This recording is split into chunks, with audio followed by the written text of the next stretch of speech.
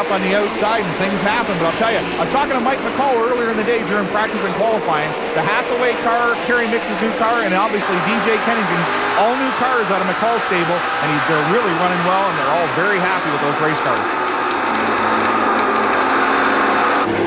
They're certainly performing well as we watch Jason Hathaway chasing down Mark Dilley. J.R. Fitzpatrick right behind. The damage to Dilley's car quite visible there on the backstretch.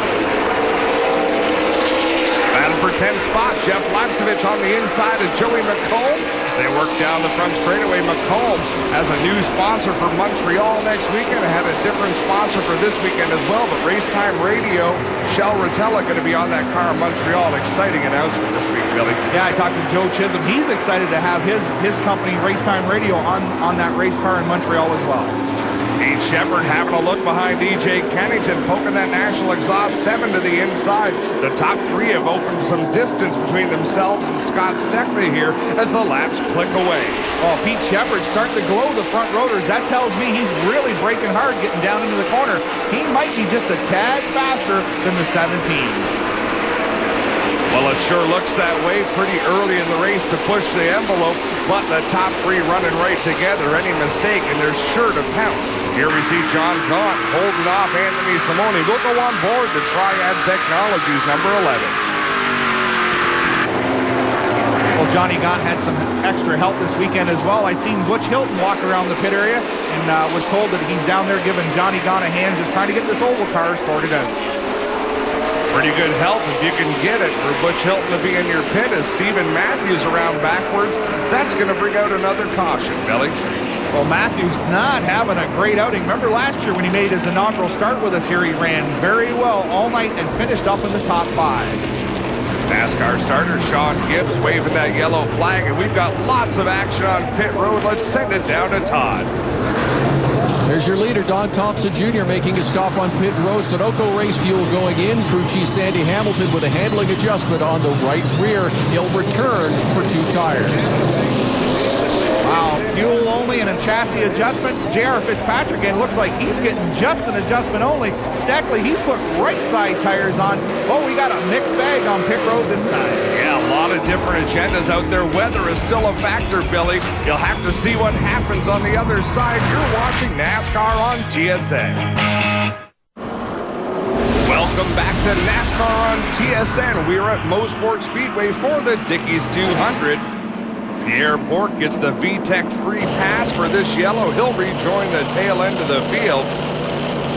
Well, through all the pit stops, Pete Shepard Jr. is going to lead at the green. DJ Kennington on the outside in that 17 Castro Dodge. And we just saw the icon come up. Don't forget to vote for your favorite driver, the most popular driver award at NASCAR Home Track's website. Pete Shepard gets the jump on the restart from the inside. Hard on the gas down into turn 1. Thompson trying to follow him through. Fitzpatrick had a whole handful of steering wheel heading for turn 1. He was hard in the brakes. 60, Ron Beauchamp Jr. closed the door hard, and Fitzpatrick had to get the nose out or get in the back of him. I'm telling you, Billy, every time I've seen that 84 so far today, it's squirrely. Going in, coming off, he's had his hands full. Well, all year long, actually, JR has commented that they just have not been able to get that car right and comfortable for him. But every race, he seems to battle back hard, using up all of his resources to keep that car competitive. You can see the lights here at Mosport starting to shine off the roofs of these race cars. I love the cars under the lights at this racetrack. I don't know if it's the trees in the background, but something about this place looks really cool when it gets dark. Well, this is an old-fashioned Saturday night speed plant for sure. The lighting is kind of questionable at best. You know, they're spaced out. It's just an ordinary Saturday night racetrack. But you know what? That's what I was brought up on, and I love racing under the lights. Well, Don Thompson Jr. is loving it right now as well. He loves being here at Mosport, and I'll tell you, it looks to me like we're seeing a different guy tonight. Not the way he raced at Saskatoon. Don will tell you if you talk to him, he's getting a little... You're following I love hearing those spotters at work. But Don will tell you, he's a little bit older than he used to be, and he's more mature and this and that. I'm not buying it for a second. Once he puts that helmet on, it's the same Dom Thompson that ever strapped into a race car. Nah, you don't lose the fire. If you lose the fire, you quit racing. And Don Thompson's not about to quit racing. I know he's north of 40. He's still competitive, and it's good to see him back up front, as I said earlier, because he still has the fire in his belly to get the job done. On board with Kerry Micks, working over Jason Hathaway. Kerry Micks pitted there under those pit stops. That's a battle for 7th right now. So he's working his way back towards the front of the field.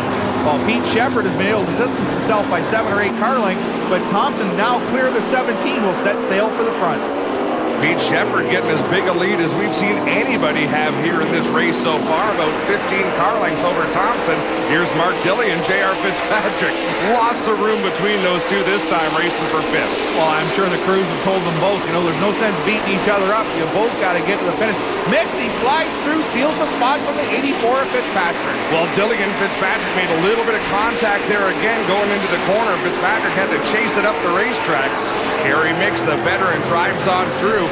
Wow, we're at the halfway mark already, Billy. Wow, we're getting this race done in a hurry. You know, we've seen the black clouds earlier tonight. We thought we needed to get to halfway. Well, we're there, and we've had only a couple lead changes. Don Thompson Jr. with the fastest lap of the race, and that was on lap 6. There's the 84 and the 23. They're fighting for 8th. Jeff Lapsovich driving quite a bit deeper into the corner than Fitzpatrick, who's still having to tiptoe. Behind them, Jason Hathaway and Anthony Simoni, a great 4-car battle. Well, Fitzpatrick, all kinds of handling troubles with that car. It washes up in the middle of the corner and entrance, and then it's loose up off. He's just got his hands full with that 84 car tonight.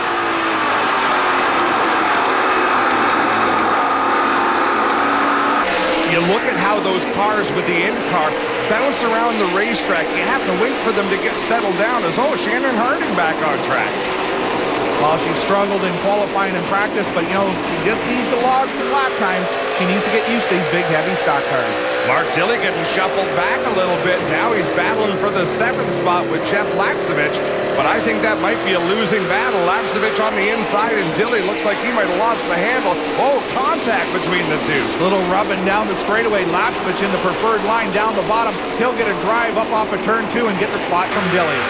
And you can see someone up ahead of that battle driving away from the wall up in 1 and 2. It might have been Hugo Vanini who got up out of shape. They're about to come overtake and put him another lap down. But he's had his struggles here. Dilley loses another spot to the 95 of Simoni.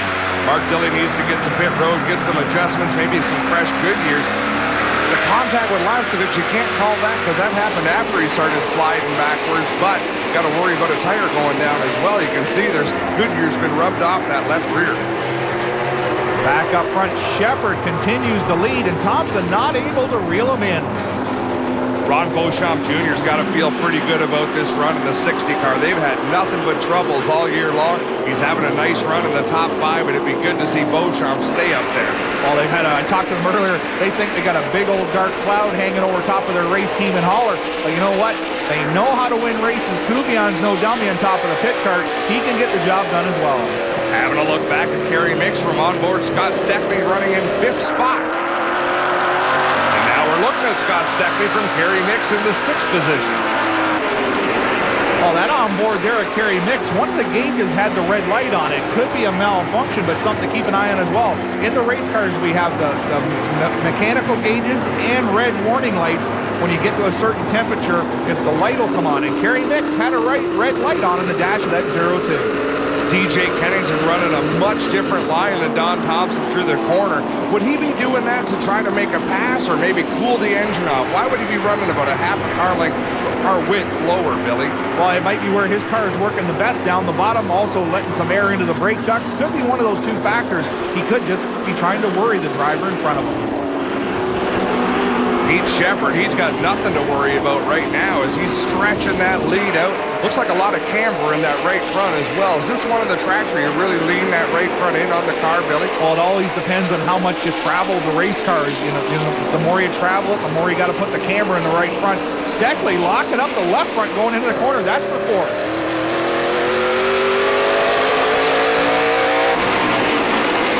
Steckley got the 4th spot, left Ron Beauchamp steering for about half the backstretch there, trying to gather it up.